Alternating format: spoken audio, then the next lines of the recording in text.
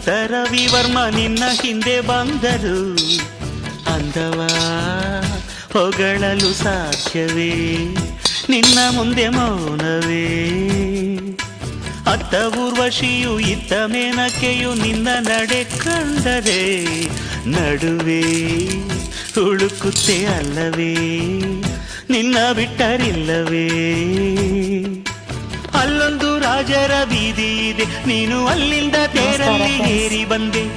ಇಲ್ಲೊಂದು ಹೃದಯ ಕೋಟೆ ಇದೆ, ಇಲ್ಲಿ ಎಂತೆಂಥ ಕನಸು ಕಾವಲಿದೆ. ಎಲ್ಲ ಕಾವಲು ದಾಟಿದ ಚೋರಿಯು ನೀನೇನ. ಮನೆಯಲ್ಲೇ ಹತ್ತಿರ ಇದ್ದರು